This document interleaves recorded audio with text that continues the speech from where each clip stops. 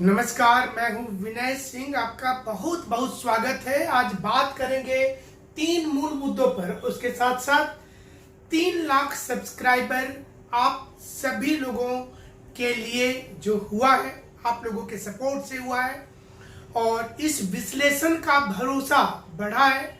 इसके लिए दिल से शुक्रिया आप सभी को और आप सभी को इसके लिए शुभकामनाएं कि आपके चलते ही ये चैनल इतना ग्रो किया और इसी प्रकार से आपका लिए विश्लेषण, आपकी आवाज बनकर हम आते रहेंगे। लेकिन आज 300 के से ऊपर भी कुछ खबर है और उस खबर पर खास बात करेंगे। पहला बातचीत आज जो आपके साथ होगा उसमें पहला आज कोशिश करेंगे आपको बताने की कि क्या अब जो जेपीएससी की अध्यक्ष है वो जब रिटायर हो रही है तो नीलिमा केरकेटा का दर्द सुनाएंगे कि नीलिमा केरकेटा क्यों कह रही है कि वो जो कुछ करना चाहती थी वो नहीं कर पाई। तो पहला खबर नीलिमा केरकेटा पर होगा।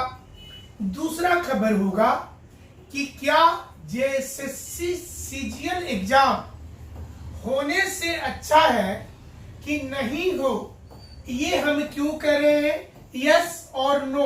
आप इस पर कमेंट बॉक्स में कमेंट करिएगा क्योंकि ये बहुत बड़ा इस समय में मुद्दा बन गया है कि जेएसएससी फर्जीवाड़ा कर रहा है। और तीसरा इसके साथ ही होगा कि पीजीटी डिप्लोमा स्तरीय और लैब असिस्टेंट सहित सारी नियुक्ति में क्या भारी घोटाला हो गया है और 31 अगस्त को क्या ये सारे एग्जाम कैंसिल कर दिए जाएंगे। ये सवाल उठ रहा है कि 31 अगस्त को क्या होगा हाईकोर्ट में, क्योंकि जिस प्रकार का घोटाला हुआ, ये घोटाला देखकर ऐसा लगता है कि झारखंड में घोटाला ही घोटाला है। तीसरी महत्वपूर्ण खबर होगी आज की कि एक्साइज की जो दौड़ हो रही है उसमें अब आरएफआईडी, बहुत पहले हमने खबर दिखाया था, तो आरएफआईडी आपके पैर पर ये चिप लगा दिया जाएगा। ये दौड़ जो शुरू हो रहा है, बहुत सारी खबरें हैं और सारी खबर आपके लिए काम की है। तो चलिए आज का विश्लेषण की शुरुआत करते हैं। लेकिन पहला ही शुरुआत आज करते हैं कि जो जेएसएससी सीजीएल है, ये एग्जाम पर तरह तरह के आरोप प्रत्यारोप, धरना प्रदर्शन, रोड में लाठीचार्ज से लेकर ट्विटर कैंपेन, सब कुछ हो गया। सब कुछ जब हो गया तो क्या करना बेहतर होगा और क्या छोड़ना बेहतर होगा, ये समझना पड़ेगा ना आपको। 21 और 22 सितंबर को ये परीक्षा होना चाहिए या नहीं होना चाहिए। अब सवाल ये नहीं है कि जेएसएससी क्या बोल रही है। जेएसएससी बोल रही है हम परीक्षा लेंगे, लेकिन स्टूडेंट बोल रहे हैं, वो डरे हुए हैं। स्टूडेंट को लग रहा है कि परीक्षा हो तो जाएगी, लेकिन क्या ये फेयर होगी, ये बड़ा प्रश्न उठ रहा है। क्योंकि जेएसएससी पीजीटी में जिस प्रकार का, देखिए पहले तो एक का नाम आया, फिर दूसरा सेंटर का नाम आया, फिर तीसरा सेंटर का नाम आया और अब तो ये 12 सेंटर का घोटाला है बॉस। ये 12 सेंटर का घोटाला है। 12 सेंटर में लोगों को लिया गया। चलिए यहां तक बर्दाश्त कर लेते हैं। अब 100 नंबर वाले में परीक्षा में आप नॉर्मलाइजेशन करके किसी को देते हैं 200 नंबर, किसी को देते हैं 250 नंबर, किसी को देते हैं 342 नंबर। क्या हो रहा है ये? 100 नंबर का क्वेश्चन में आप नंबर दे देते हैं 200 300। ये एक व्यक्ति के साथ नहीं हुआ, और जिसके साथ हुआ उनकी तो भैया कॉपी चेक नहीं हुई। तो क्वालिफाइंग पेपर का पहला है प्रॉब्लम, और दूसरा प्रॉब्लम है नॉर्मलाइजेशन का। तो विवाद अब नॉर्मलाइजेशन पर भी आ गया है।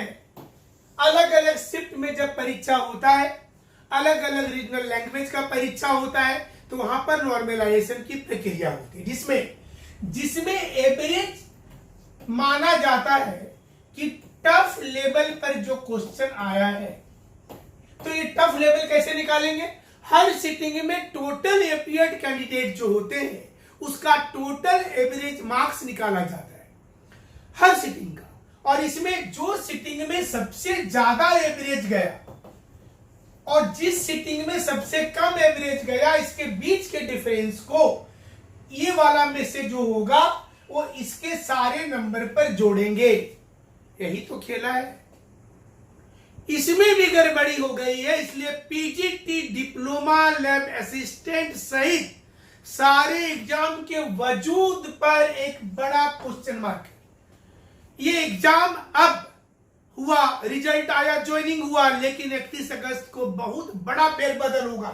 31 अगस्त को संभवतः हाईकोर्ट ये पूरा का पूरा एग्जाम को, रिजल्ट को होल्ड करने वाला है, और जब होल्ड होगा तो मामला हाईकोर्ट अब सीबीआई को दे देगा। सीबीआई, जब किसी भी राज्य में सीबीआई की एंट्री तब हो सकती है जबकि उसके सीबीआई के लिए राज्य का जो मंत्रिमंडल है, कैबिनेट की सिफारिश हो, गवर्नर की सिफारिश हो या हाई कोर्ट की सिफारिश हो। तो ये तो हो नहीं सकता है, और ये नहीं होगा तो गवर्नर अपने से करेंगे नहीं, तो बच गया हाई कोर्ट। तो हाई कोर्ट की सिफारिश पर उसी दिन सीबीआई टीम की नियुक्ति हो जाएगी। बहुत सारे लोग पकड़े जाएंगे। जब पकड़े जाएंगे तो सवाल उठ गया कि क्या जेएसएससी सीजीएल परीक्षा पर भी इसी प्रकार का घोटाला होगा, क्योंकि खबर है कि सतवत एवं इसके सिस्टर कंसर्न कंपनी ही एग्जाम कंडक्ट करवाएगी। तो कितना फेयर होगा? कितना? 10%, 20%, 30%, 80% फेयर का तो कोई संभावना नहीं बन रहा है। ऐसे में स्टूडेंट का टेंशन बढ़ता जा रहा है, और अब स्टूडेंट का बड़ा वर्ग हमें मैसेज कर रहा है, वो लिख रहा लगातार कि परीक्षा फेयर हो, लेकिन फेयर हो तो हो कैसे हो फेयर? तो फेयर परीक्षा तब होगा जब एजेंसी फेयर होगी, फेयर परीक्षा तब होगा जब जेएसएससी फेयर होगी। लेकिन जेएसएससी फेयर है क्या? पुराने रिकॉर्ड तो बता रहे हैं, लिफाफा देखकर खत का मजमून भाप लेते हैं। ये तो बहुत पुरानी सी शायरी है।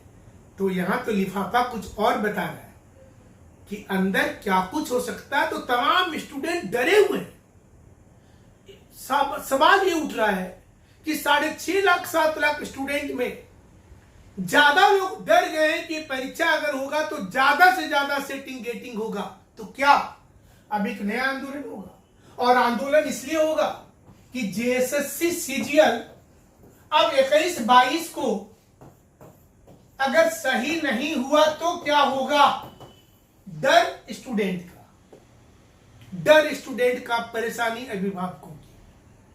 सोच रहे होंगे वे 8 साल 9 साल हो गया। बहुत लोग बोलते हैं कि इतना साल हो गया, इस सरकार में संभव नहीं है, इस सरकार को आने दीजिए, कुछ दिन इंतजार कर लीजिए, 2 महीने में हो जाएगा। लेकिन क्या सड़क के आंदोलन से 21-22 का परीक्षा होकर रहेगा? अब जब परीक्षा होने वाला है तो अब एक बड़ा वर्ग ये विचार करने में लगा है कि परीक्षा ना हो तो ज्यादा अच्छा है, क्योंकि चोरी चलेगी। पुराना रिकॉर्ड देखिए उस एजेंसी का जो एजेंसी परीक्षा ले रही है, और नया एजेंसी का आपको नाम नहीं पता है। सबको तो यही बोल रहे सतवत की सिस्टर कंसर्न है, सरकार नाम ही नहीं बता रही कि उसका घोटाला सामने आ जाएगा, कई केस उसके ऊपर में हो गए होंगे। तो फिर संभावना पर तलाशना पड़ेगा कि 21-22 को होने दिया जाए, मार दिया जाए या छोड़ दिया जाए, आपके ऊपर है। कमेंट करते रहिए। चलिए अब देखते हैं जेपीएससी में नीलिमा केरकेटा ने आज अपने मन की बात कही है। मन की बात जनरली प्रधानमंत्री करते हैं, लेकिन आज नीलिमा केरकेटा ने कहा है कि उनको किसी प्रकार का सपोर्ट नहीं मिला। भैया सपोर्ट किसने नहीं किया? क्या वहां के मेंबर ने नहीं किया? क्या 3 सदस्य का जो स्पेशल कमिटी है, क्या वो नहीं किया? क्योंकि नीलिमा क्रिकेटर ने कहा है कि अधिकांश फैसले में कमेटी में लोग उनके अगेंस्ट थे। ये कौन लोग थे? ये खुलासा होना चाहिए कि ये लोग कौन है और नया अध्यक्ष कौन बनेंगे। सवाल ये उठ रहा है कि न्यू चेयरमैन क्या नया नाम ही होगा या अजीता भट्टाचार्य जी सहित कोई और नाम होगा जो पुराना है? कौन होगा? ये सवाल उठ रहा है। और ये दर्द नीलिमा क्रिकेटर को है कि रिटायरमेंट कर गए। रिटायरमेंट तो कर गए और करने के बाद वो नहीं कर पाए जिसके लिए हम आए थे, यानी कि हम रिजल्ट नहीं निकाल पाए। तकनीकी कारणों से उलझता चला गया परीक्षा। तो सवाल उठ गया। क्या सवाल उठ गया? सवाल ये उठ गया कि पीटी का रिजल्ट 3 लाख 4 लाख स्टूडेंट का इतना जल्दी निकाल देते हैं बिना कुछ सोचे समझे। और मेंस का रिजल्ट निकालने में जेपीएससी को छठी का दूध याद आ जा रहा है। जेपीएससी को लग रहा है कि भैया हमसे तो नहीं हो पाएगा। तरह तरह के नियम आ रहे, ऐसे ऐसे नियम छुपे हुए हैं जो बाहर आ रहे हैं। 2019 का नियम, 2021 का नियम, 22 का नियम है। भैया था कहां? ये तो गुगली गेंद है कि नए नए प्रकार से सामने आ रहा है। तो सवाल बन जाता है यहां पर। और चलिए इसके साथ साथ तीसरा और महत्वपूर्ण सवाल, जेएसएससी ने एक्साइज की दौड़ ये शुरू करवा दी। 2-3 दिन लेट चल रहा है गाड़ी, लेकिन होगा। और इसमें सवाल नंबर 1 कि हाईकोर्ट के फैसले से कितना असर पड़ेगा, क्योंकि हाईकोर्ट ने 2016, 17, 18 की जेएसएससी की नियुक्ति पर महत्वपूर्ण फैसला रोककर रखा है। हाईकोर्ट ने कहा है कि ग्राउंड क्या था, किसी भी एग्जाम को रोकने का ग्राउंड क्या था। जब पंचायत सचिव की नियुक्ति हो सकती है तो फिर इनकी भी नियुक्ति कर देना चाहिए। इसलिए एक्साइज की दौड़ तो होगी, लेकिन होते होते थोड़ा सा आगे बढ़ते बढ़ते इंतजार भी आपको करना पड़ेगा। क्यों हम ऐसा बोल रहे हैं? हम इसलिए ऐसा बोल रहे हैं क्योंकि ये अगर नहीं होता है तो झारखंड सरकार की बड़ी किरकिरी हो जाएगी। अब स्टूडेंट मैसेज कर रहे हैं कि सर जेटेट पर कोई सवाल क्यों नहीं उठाते हैं? बात तो सही है भैया कि जेटेट एग्जाम के लिए फॉर्म फिलअप हो रहा है, कभी लिंक खुलता है, कभी बंद होता है, लेकिन कोचिंग वाले कोर्स पर कोर्स लॉन्च कर रहे हैं। सिलेबस कहां है? तो सिलेबस पुराने वाले पर इंतजार करके चलना है। पुराने वाले पे फिलहाल नया सिलेबस कब आएगा, क्या रहेगा, ना तो हम जानते हैं ना जेएसएससी जानती है। उनके पास नहीं है अभी। बनाया जाएगा, सोचा जाएगा, देखा जाएगा, तब बताएंगे। और इसी चक्कर में स्टूडेंट इंतजार कर रहे हैं। तो चलिए हमारे साथ आप जुड़े रहिएगा। आपकी आवाज बनकर हम खड़े रहेंगे। समय समय पर जब जब जरूरत होगा आपके लिए हम आगे रहेंगे। और आपका प्यार और स्नेह जिस प्रकार से आपने दिया है, आपने वीडियो को जितना सराहा है, जितना शेयर किया है, जितना लाइक किया है, इसके लिए जितने भी हम तारीफ करें वो कम होगा। हम दिल से फिर से एक बार शुक्रिया अदा करते हैं कि आपने हमारे चैनल को उस ऊंचाई पर पहुंचा दिया है इतने कम दिनों में, जिसकी खुद कभी कल्पना हमने नहीं किया था।